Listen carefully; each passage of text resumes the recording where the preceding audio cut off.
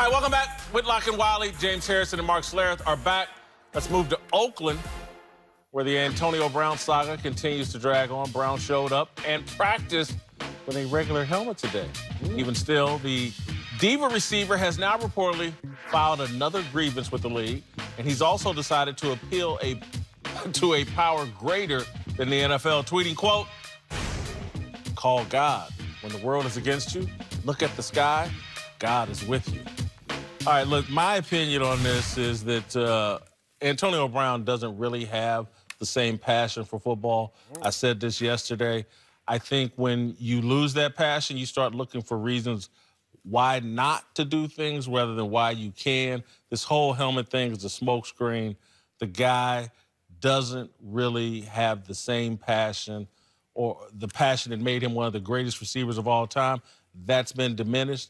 I just don't think the passion's there for him to play football like it used to be. I wouldn't question his passion. Not a fan of people who question immeasurables. I've always witnessed that being a player and now being up here at this desk, when you question something that has no answer, you can't even measure it. Does he have the passion for the game? Does he still have the heart for it? Can he stomach the rigors of everyday process? Man, shut up. You know why? Because all I want you to do is look at my resume. And I'm talking about, what is it, 6 years, 100 catches, 1,200 yards, and no one ever has done that. So if no one's ever done that, I wonder what their passion looks like, or at least their talent level. This is a guy, as last seen on a football field, was amazing. I don't care how he was in terms of his internal makeup, because we'll never know that assessment, but if your game speaks as loudly as his, I'm not going any other place to look for where your desires are. Yeah, as far as his passion is concerned, I mean, the guy is a great football player. So I'm not going to go, like, he gets on the football field and you talk to anybody, you know him better than I do. I mean, I don't even know him. But, you know, talking to guys that played for the Steelers, there's nobody from a work ethic standpoint, when he's on the practice field, there ain't nobody that has more passion or works any harder than him. You know, he skipped his last NFL game. Well, I understand. He got suspended. He skipped the practice and got suspended from his last NFL game. That's a sign that you don't want to play when you start. Well, listen, has he become an... That was a misunderstanding. Right. Has he become an issue? Oh, he didn't know they were going to practice the day before the game? No, not necessarily. If you're being told something and you do that thing that you're being told that you're allowed to do, and then it's not what exactly you understood it to be, and now that is the repercussion. Decode that. I know what you're saying, though. Then, okay, that's what it is. So Mike Tomlin miscommunicated something to him or misled him on something. From what I understand is AB had a different understanding of the communications that they had and what was going to transpire. Oh, kind of like the misunderstanding he has with the NFL about his helmet. Yeah. He's the common denominator in misunderstandings. Okay, I mean, that's true, but, I mean, to question his passion is nobody that I know is more passionate about this game. This man puts in more hours than anybody that I've seen getting prepared to play this game. He talked about retiring because he didn't have the helmet. And you think his passion is equal to Tom Brady's? He didn't retire. He thought about it. He didn't think about it. Listen, I'm gonna go out here and I'm gonna throw something out there and see if I could get what I want, get it my way. It didn't work. Yeah. So now I had to eat my words, and now anything I say that is retirement-based now is just an empty threat. Right. Well, I responded to him on Twitter. He didn't get back to me. Not yet. It's coming. I didn't respond to him. I thought I would get blocked, but I didn't. Because here's what my response to: when the world's against you, you look to the sky, God is with you. That was his tweet. I said, the world isn't against you. The world wants you to see you play. You are not a victim, Antonio Brown. You've been blessed by the hand of God with amazing abilities. Honor those blessings and find a damn helmet and dazzle us with your brilliance, right? And he found a damn helmet today. Maybe he just listened to me. Maybe he just listened to me.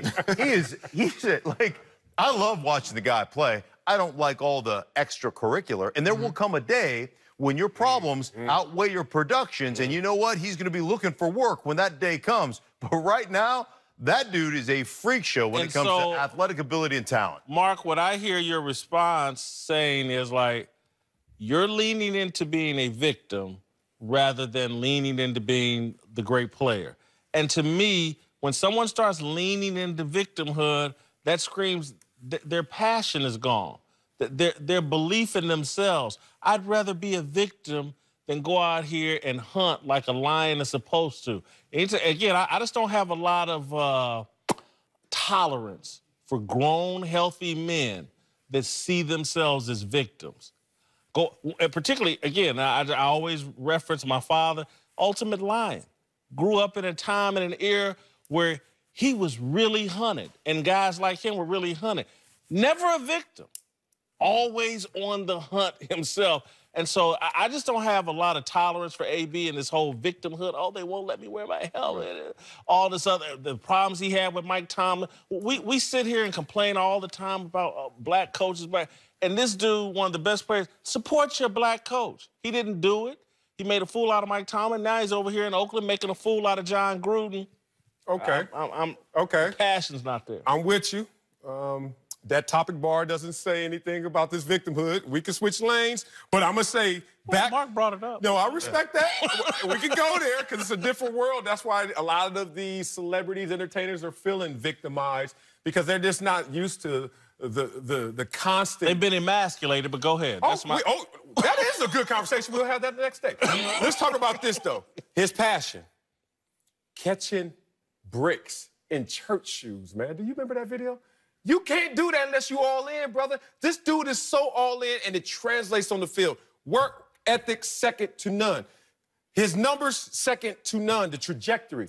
And what comes into play now is what's around him. He's not fear-based, and I like that. I applaud someone who's like, look, I don't give a damn how this is going to end. Right now, on my terms, I want things a certain way. Look, I wish he would bought into the team concept and considered others in that process, but he has the hammer. So, as you always say, when you have the hammer, swing it, brother. Here's the deal, and this is the thing that bothers me. You know, the victim, you can talk about whatever you want to talk about with him. He's been enabled to be that because of his talent. Yeah. So part of that is the lack of organizational structure and intestinal fortitude from the organization. Say, we ain't going to put up with this. The thing that really bothers me more than anything else is that he operates as an independent contractor. And when you operate as an independent contractor, you know what? You're not sold out for your team. And independent contractors don't win championships. Independent contractors can put up, they can make a lot of money. They can put up a lot of numbers.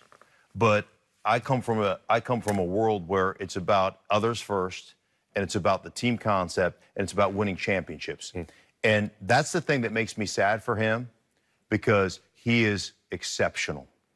I mean, exceptional. You can make an argument that he's top 1 or 2 or 3 receivers in all of football. He's exceptional. And I would love to see him understand the team concept and to see where that could take him, because that is so, like, you look at Super Bowl rings, James. It's a little bit of a different era right now, right, too. I understand that, but you look at social media, everybody wants the followers, they want the likes, and that's what guys are they're coming into the league. At the end of the day, the guy who has the most likes and Twitter followers, you know what happens to him? He dies. That guy dies. We all die. No question. You know, and you know what? You're going to have the most Twitter followers. That means nothing. Having that championship, you have one. You have, right? Man, that ring, you know what that ring means? Sorry, Marcel. You know what that ring means? Ring, Marcel? You got a couple. Hell no, didn't even want one. Didn't care. You want one? I give you one. You know what? No, I don't, actually. And look, I wasn't an AB level player, had my moments, but I will say this. Everyone's ultimate goal is not getting a ring. I respect what you said. I get you. But look, when you 7, 8, 12 years old, not everybody's saying Super Bowl catch. Somebody is saying, I need money to get us out this situation. I understand and we need to respect those guys as well. I understand. He's putting up money in numbers. No. Having won a Super Bowl, and you not having won one, would I give up half my money to get a Super Bowl if I didn't have one right now? I would. Shoot, not even a question. I would. I wouldn't give a penny. That's just me. That's my love for the game. That's my, you know, how much I was into it. I just want to say this, because Mark's made a point, and Mark, I'm about to put words in your mouth, but this is where I think you're saying. When AB starts saying call God and bringing God into the deal, then you start, are your actions in alignment with God? Well, you gonna call God and tell him, here's how we gonna do it? Or has it been laid out for you that what Mark is saying, again, the godly action is like concern for others. That's the approach. If you're gonna bring religion into this, let's make sure your message is consistent, and it's just not. He's a selfish narcissist who's totally into AB and not about others and the team, and it's offensive to me, and I think it speaks to his lack of real passion. There's a lot of immature passion that people have. I have some immature passions. I'm probably going to hit a drive-through window when this show's over because of my immature passion. Shut it down. But coming up, We are closed. we all know Richard Sherman loves to talk, but did he just use his big mouth to put his critics of football in their place? Darnell's question of the day. Next!